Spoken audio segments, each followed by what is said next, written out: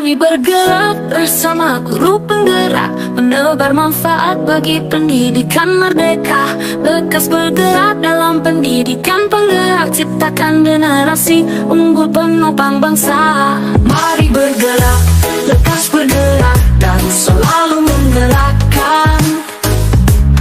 Mari bergerak, lekas bergerak, dan selalu menggerakkan. Mari bergerak bersama guru penggerak. Assalamualaikum warahmatullahi wabarakatuh. Perkenalkan, saya CGP Angkatan 11. Saya seorang guru di SMA 18 Pangkep.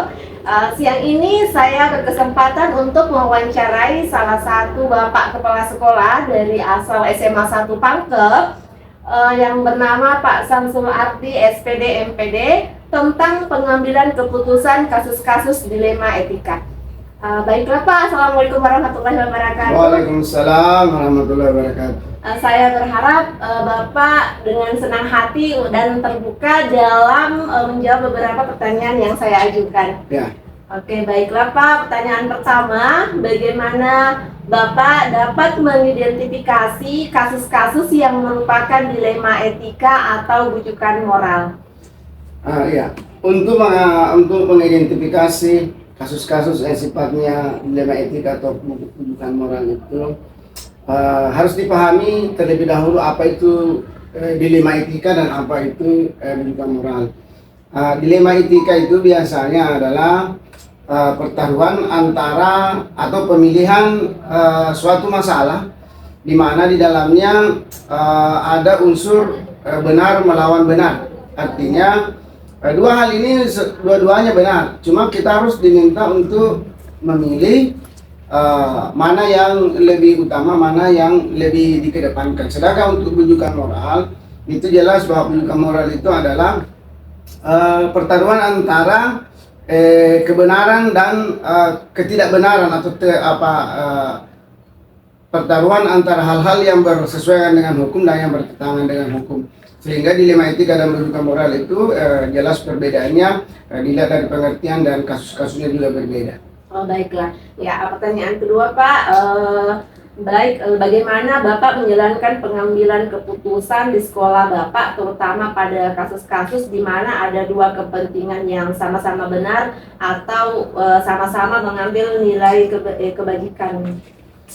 Untuk kasus-kasus yang dua-duanya adalah kebenaran, untuk pengambilan keputusannya itu tentu kita harus dulu pengambilan keputusan itu harus berbasis data. Artinya kita harus identifikasi dulu hal-hal apa dari kedua masalah itu, yang mana yang paling utama, yang mana harus dikedepankan, yang mana yang harus didahulukan, dan yang mana yang bisa ditunda. Kemudian yang berikutnya adalah meminta pertimbangan juga kepada teman-teman, tentang pandangan mereka tentang masalah itu. Nah, setelah dirasa datanya cukup, kemudian barulah kita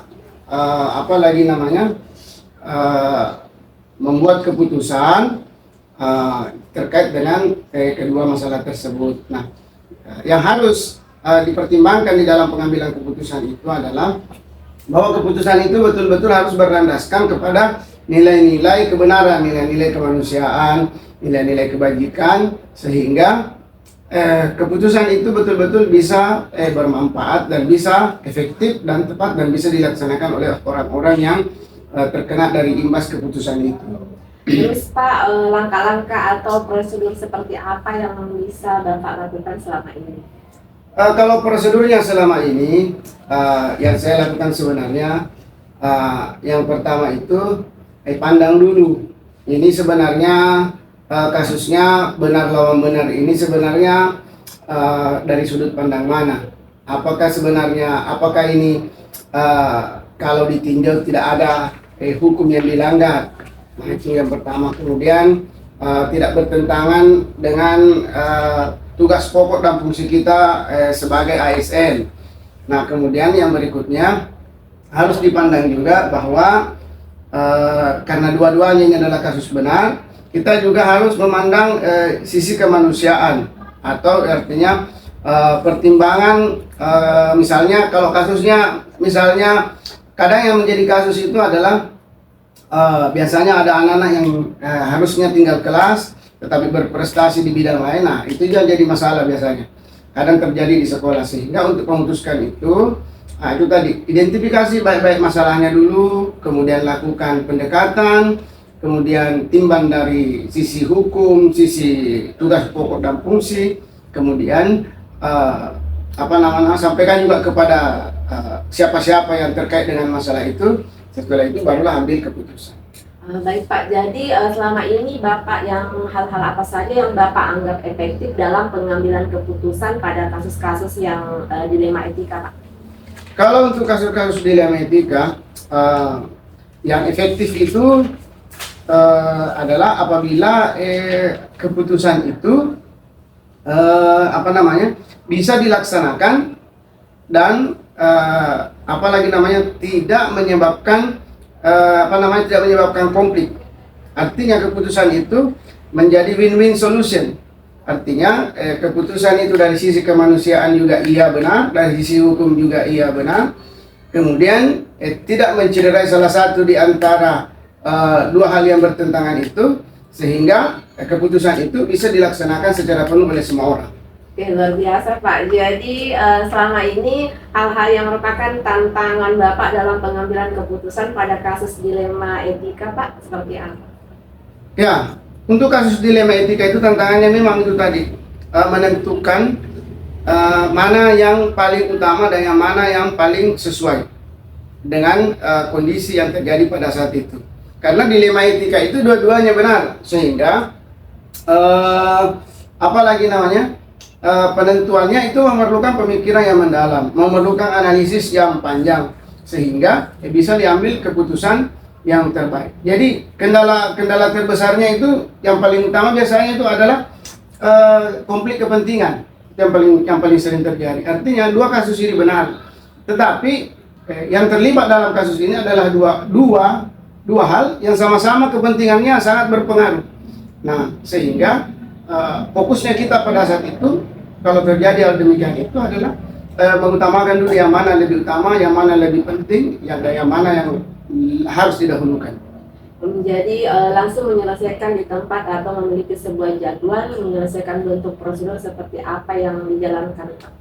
Kalau untuk kasus-kasus begini, yang kasusnya sedikit agak besar, biasanya kita buat tentukan jadwal atau atur jadwal supaya pengambilan keputusannya bisa enak, nyaman, kemudian tidak terburu-buru. Nah, kalau untuk prosedur,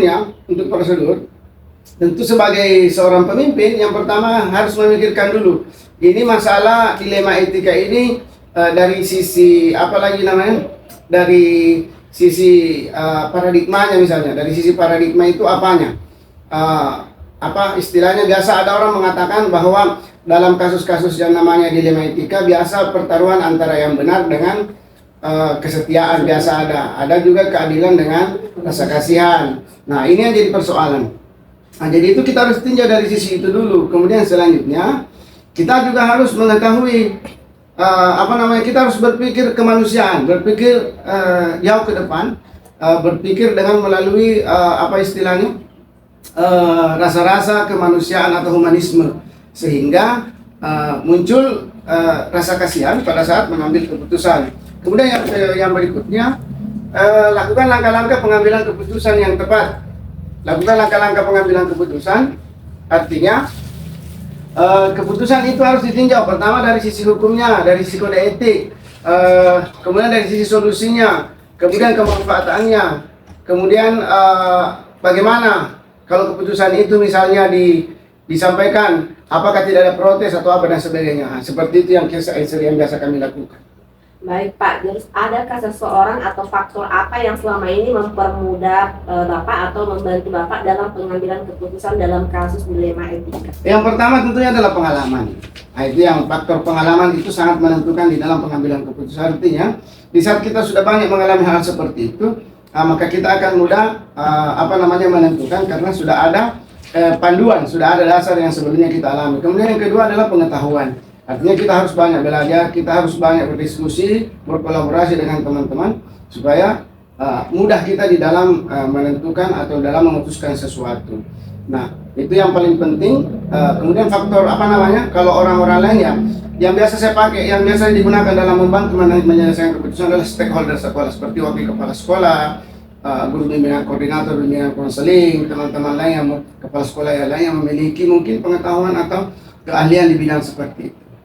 Dari semua hal yang telah disampaikan sama Bapak, pembelajaran apa yang dapat Bapak petik dalam pengalaman Bapak mengambil keputusan dilema etika? Pelajaran yang paling utama itu dalam mengambil keputusan dilema etika adalah bahwa pengambilan keputusan itu harus berada pada kondisi kesadaran penuh. Artinya keputusan itu kita sadar betul bahwa keputusan ini akan berefek pada banyak orang. Kemudian hal yang lain yang harus kita cermati adalah bahwa pengambilan keputusan itu tidak gampang.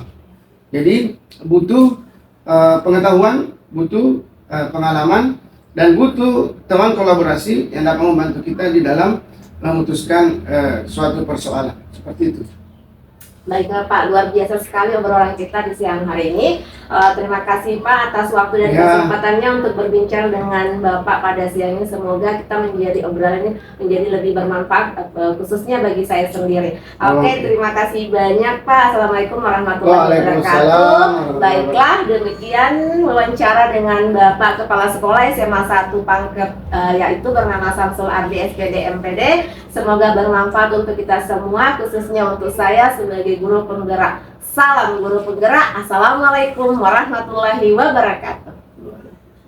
Mari bergerak bersama guru penggerak, menebar manfaat bagi pendidikan merdeka. Lekas bergerak dalam pendidikan. Assalamualaikum warahmatullahi wabarakatuh. Perkenalkan, nama saya Inci Nurma Sabudin SPD MPD SPD GR, calon guru penggerak angkatan 11. Saya adalah seorang guru di SMA 18 Pangkep. Siang ini saya berkesempatan untuk melakukan wawancara dengan Bapak Andi Khairul SPD MPD, Kepala Sekolah SLB 1 Pangkep, tentang pengambilan keputusan pada kasus-kasus dilema etika. Baiklah Pak, selamat pagi. Assalamualaikum warahmatullahi wabarakatuh. Waalaikumsalam. Baiklah Pak, hari ini bisa saya luangkan waktunya untuk pertanyaan tentang kasus dilema etika. Ya, Oke, baiklah, pertanyaan pertama. Bapak Herul, bagaimana Bapak dalam mengidentifikasi kasus-kasus yang merupakan dilema etika dan rujukan moral, Pak? Tentu ini kasus dilema etika dan rujukan moral ini yang kasus yang memang kadang rumit ya, bijak. Iya, Pak. Tentu saya sebagai kepala sekolah itu pertama identifikasi dulu, Iya. ya kasusnya seperti apa. Kemudian saya pelajari detailnya seperti apa. Nah setelah identifikasi kemudian saya pelajari kasus itu, maka nanti di ujung-ujung saya akan baru menyimpulkan. Iya. Kemudian mengambil keputusan mana yang tepat yang harus saya ambil, karena memang kasus dilematika ini kadang betul-betul kita dilema. Di satu sisi tidak berpikir untuk kebaikan, di sisi yang lain kadang juga ada negatifnya. Makanya harus betul-betul kita pelajari baik-baik kasus tersebut. Jadi Pak, pertanyaan kedua ini, bagaimana Bapak menjalankan pengambilan keputusan di sekolah, terutama untuk kasus-kasus di mana ada dua kepentingan yang sama-sama benar atau sama-sama mengandung unsur nilai kebajikan, Pak? Hal itu tentu banyak dialami oleh para kepala sekolah, termasuk saya. Ketika ada dua keputusan yang bisa kita ambil, cuman kadang di sisi lain keputusan yang satu misalnya ini cocok ini, cuman kita berpikir mudaratnya negatifnya ini yang satu juga ada. Tentu kita melihat dulu, melihat kasusnya seperti apa. Kemudian proses secara pribadi ketika mengambil keputusan itu saya ada opsi 1, 2, sampai 3 opsi, tapi saya melihat dulu mengerucut. Kalau yang opsi satu ini yang saya ambil, apakah merugikan orang banyak atau tidak, atau opsi yang saya ambil ini merugikan orang sedikit. Jadi di situ akan saya pilih bagaimana keputusan itu betul-betul tepat, ya, tidak merugikan orang lain seperti itu, terutama orang banyak, ya. Baik Pak, lalu kemudian hal-hal apa saja yang selama ini Bapak anggap efektif pada pengambilan keputusan pada kasus-kasus dilema etika? Langkah yang paling efektif yang sering Bapak lakukan itu seperti apa Pak? Kalau selama ini kasus seperti itu katakanlah menjadi supaya efektif, ya, Bu Ica. Artinya yang saya lakukan yang jelas identifikasi, ya. Kemudian yang mana prioritas, ya, atau yang utama. Ya. Hati-hati sekali dalam kaitannya seperti itu. Bagaimana langsung saja dirumuskan tujuannya. Ya, tujuannya biasanya kalau memang ada hal tertentu yang krusial, saya mengambil langkah tentu yang ajak bicara secara pribadi itu. Nah, kemudian nanti proyeknya saya kira itu yang paling utama. Ya kita ajak secara pribadi, ya, supaya lebih terbuka jawabannya. Oke, baik Pak. Lalu kemudian hal-hal apa saja yang selama ini menjadi tantangan Bapak dalam pengambilan keputusan pada kasus-kasus dilema Pak? Kalau yang selama ini Bu Ince, yang saya alami berkaitan dengan tantangan kasus dilema etika atau rujukan moral misalnya, ya. Seperti itu biasanya menyangkut berkaitan dengan saran misalnya, ya, dengan agama misalnya, itu berkaitan dengan misalnya anggaran, itu menjadi tantangan, ya, saran menjadi tantangan, anggaran menjadi tantangan, kemudian menyangkut juga berkaitan dengan kalau keputusan diambil kira-kira dampaknya sosial apa, harus apa yang dibayar kira-kira besar atau tidak, kemudian dampaknya juga, itu menjadi tantangan yang utama menurut saya. Baik, apakah Bapak memiliki jadwal dalam sebuah penyelesaian etika? Apakah Bapak langsung menyelesaikan di tempat atau memiliki jadwal untuk menyelesaikan bentuk dan prosedur seperti apa yang Bapak gunakan? Tentu muncul menurut saya tidak langsung, ya. Kenapa? Karena kasus dilema etika atau rujukan moral ini seperti tadi di awal saya katakan bukan hal yang biasa. Kita harus butuh pertimbangan. Makanya saya secara pribadi itu buat jadwal misalnya, ya. Misal ditaruh di hari Sabtu atau di akhir pekan, ya, itu saya sharing dengan orang lain atau dengan guru-guru, bahkan yang saya anggap senior atau tokoh. Kadang saya mencari masukan dengan mereka supaya betul-betul keputusan yang saya ambil ini tepat begitu, ya. Karena memang kasus dilema etika rujukan moral ini kalau kita tidak hati-hati, ya kadang keputusannya nih cocok untuk saya, cocok untuk kasus ini. Ternyata di ujungnya boleh dua yang mudaratnya lebih banyak dampak positifnya. Mungkin kita ingin menolong satu orang, ternyata menjadi korban banyak orang, atau sebaliknya. Makanya kita harus sharing dengan orang-orang lain, kemudian buat jadwal, kemudian tak ada tahap-tahapnya seperti itu. Baik Pak, adakah seseorang atau faktor-faktor lain yang selama ini mempermudah atau membantu Bapak dalam menyelesaikan keputusan ini Pak? Tentu ada, ya, Bu Inca. Kita sebagai makhluk sosial, sepandai-pandainya kita pasti ada kekurangan dari kita, ya, sebagai pimpinan. Jadi kadang saya libatkan teman-teman di Wakasek misalnya, ya, kadang saya libatkan orang-orang tertentu misalnya, ya, bahkan termasuk dengan keluarga saya ketika saya agak bingung menentukan satu keputusan, ya, termasuk beberapa senior saya dalam misalnya guru saya dulu yang di tempat saya mengajar sebelumnya, atau mungkin kepala sekolah yang sudah pensiun, yang tadi saya katakan saya anggap tokoh, menjadi tempat sharing untuk mendapatkan informasi supaya keputusan itu tepat ya, sesuai tujuan kita. Ya, seperti itu Bu. Pertanyaan terakhir ini Pak, dari semua hal yang telah disampaikan Bapak tadi, pembelajaran apa yang dapat Bapak petik dari pengalaman Bapak mengambil keputusan dilema etika Pak? Luar biasa, ini beberapa pertanyaan tadi ya. Iya. Yang terakhir pengalaman yang saya petik ini dalam pengambilan keputusan tentu kita harus pertama hati-hati, kemudian harus berdasarkan fakta, ya karena tidak banyak sekolah yang ketika masyarakat mengadu atau bahkan orang tua siswa, ya background saya puncak seorang guru BK sebelum jadi pimpinan kepala sekolah. Kadang ada orang tua yang protes, anak saya kenapa misalnya diputuskan untuk dipindahkan. Mereka minta fakta, mana buktinya anak saya sering bolos. Bapak tidak pernah, misalnya contoh ya, tidak pernah mengirati saya. Nah ini pentingnya fakta-fakta atau bukti fisik, iya kita simpan supaya ketika orang tua atau masyarakat itu protes, ada fakta atau bukti fisik, dokumen yang kita bisa persiapkan.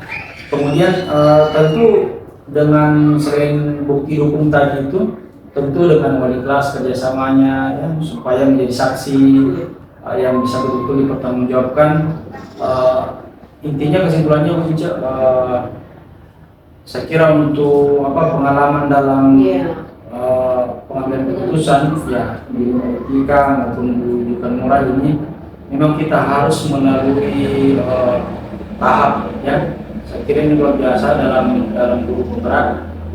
Ya ada pengalaman kita karena ternyata menyelesaikan masalah itu tidak serta-merta mengikuti emosional kita, ini yang cocok padahal mungkin ada pendapat orang lain yang lebih bagus. Nah itulah saya kira pengalaman yang saya dapatkan termasuk dalam bincang-bincang kita ini ya. Betul Pak. Oke, terima kasih banyak Pak atas waktu dan kesempatannya untuk berbincang dengan saya. Semoga ini menjadi obrolan yang sangat bermanfaat bagi saya sendiri sebagai calon guru penggerak ya Pak. Oke. Terima kasih Pak Andi Hairul atas waktunya. Ya, semoga sukses Bu. Oke, baik. Demikian wawancara dengan Bapak Kepala Sekolah SLB 1 Negeri 1 Pangkep, Bapak Andi Hairul, SPD MPD GR. Semoga bermanfaat dan salam guru penggerak. Assalamualaikum warahmatullahi wabarakatuh. Waalaikumsalam. Mari bergerak bersama guru penggerak, menebar manfaat bagi pendidikan merdeka. Lekas bergerak dalam pendidikan penggerak, ciptakan generasi unggul penopang bangsa. Mari bergerak.